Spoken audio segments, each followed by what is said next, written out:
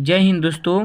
आज हम लोग बिहार बोर्ड और यूपी बोर्ड क्लास 10th के लिए सामाजिक विज्ञान में लघु उत्तरीय प्रश्न लेकर आए हैं, जो कहीं ना कहीं बोर्ड में तबाही मचाने वाली प्रश्न होगी। इस सीरीज का नाम है तिरंगा वाली सीरीज। वीडियो पार्ट 5 है। इसके पहले 4 की वीडियो अपलोड कर दी गई है। यह प्रश्न में से कहीं ना कहीं एक तो आना तय बनता है, जो आज प्रश्न की चर्चा की जाएगी। पहला ही क्वेश्चन होगा, औद्योगिकरण से आप क्या समझते हैं। सुनेंगे उत्तर में। औद्योगिकरण एक ऐसी प्रक्रिया है जिसमें मनुष्य किसी वस्तु का निर्माण हाथों से न कर बड़े बड़े यंत्रों और मशीनों के द्वारा की जाती है, तो वस्तु का निर्माण अपार मात्रा में होती है। यही प्रक्रिया औद्योगिकरण कहलाती है, जो सर्वप्रथम कहाँ आई थी? इंग्लैंड में। ठीक है, याद रखेंगे फिर से।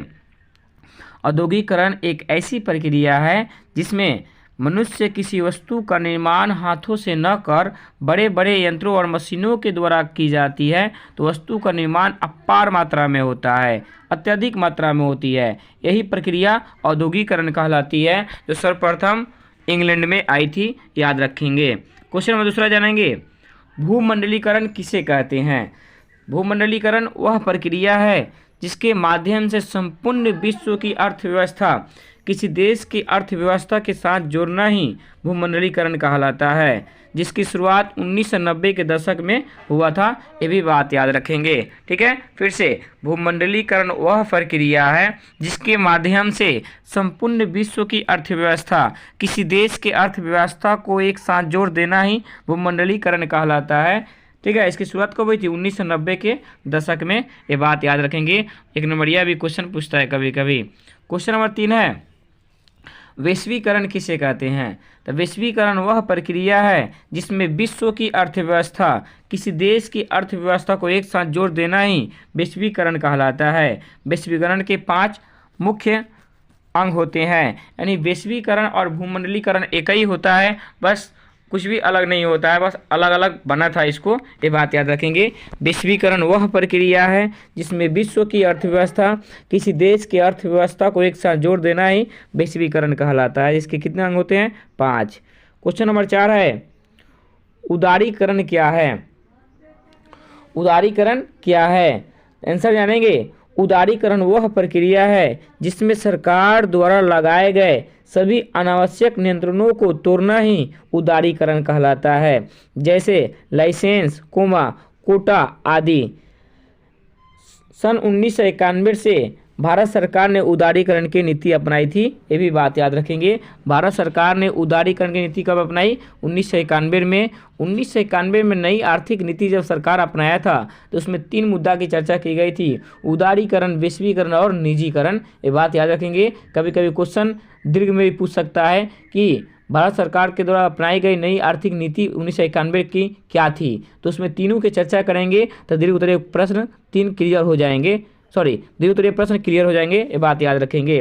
ठीक है, उदारीकरण फिर से जानेंगे। वह प्रक्रिया होता है जिसमें सरकार द्वारा लगाए गए सभी अनावश्यक नियंत्रणों को तोड़ना उदारीकरण कहलाता है। बहुत से ऐसे कानून नियम बनाए गए हैं जो फालतू है, तो उसको हम तोड़ेंगे, वो क्या है? उदारीकरण है। ठीक है, याद रखेंगे। क्वेश्चन नंबर 5 जानेंगे, निजीकरण क्या है। तो कहेंगे निजीकरण वह प्रक्रिया है जिसमें सार्वजनिक क्षेत्र पर पूर्ण रूप से या आंशिक रूप से अपना अधिकार करना ही निजीकरण कहलाता है। आर्थिक सुधार हेतु भारत सरकार के द्वारा सन 1991 ईस्वी में इस नीति को अपनाई गई थी। ये बात याद रखेंगे। निजीकरण वह प्रक्रिया है जिसमें सार्वजनिक क्षेत्र पर पूर्ण रूप या आंशिक रूप से अपना अधिकार करना ही निजीकरण कहलाता है। यह भी आर्थिक सुधार हेतु भारत सरकार ने 1991 में अपनाई थी। ये बात याद रखेंगे। ठीक है, कोई निजी वस्तु है, कोई सार्वजनिक वस्तु है, उस पर अपना अधिकार करना जबरदस्ती, वो आपका निजीकरण कहलाएगा। क्वेश्चन नंबर 6 है, निरोधीकरण से आप क्या समझते हैं या क्या तात्पर्य है। बिहार बोर्ड हमेशा क्वेश्चन पूछता है, निरोधीकरण पूछेगा या विरोधीकरण पूछेगा, दोनों अलग होता है। क्वेश्चन आंसर जानेंगे इसका।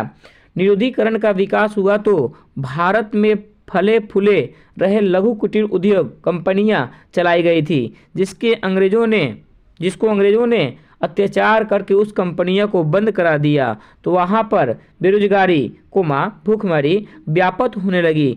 इसी प्रक्रिया को निरुद्धीकरण कहा जाता है। यानी देखा जाए निरुद्धीकरण का जब विकास हुआ था तो भारत में जितने भी कंपनी फल फूल रहे थे वो कंपनी खूब चल रहे थे, लेकिन अंग्रेज के अत्याचार ने उस कंपनी की कमर ही तोड़ दी, पूरी कंपनी बंद हो गई। और कंपनी जब बंद हुआ तो बेरोजगारी भुखमरी की स्थिति और अपने चरमों पे पहुंच गई। यही सब जो कारण था कहीं ना कहीं निरुद्धीकरण का रूप ले लिया, जिसे निरुद्धीकरण कहा जाता है। इतिहासकार ने निरुद्धीकरण की संज्ञा दे दी। ठीक है, आज के लिए इतना ही है। प्लीज़ आप इस वीडियो को लाइक कीजिए, सब्सक्राइब कीजिए और शेयर कीजिए। धन्यवाद। जय हिंद, जय भारत। सीधे पेपर में छपेगा अब की बार बिहार बोर्ड पर।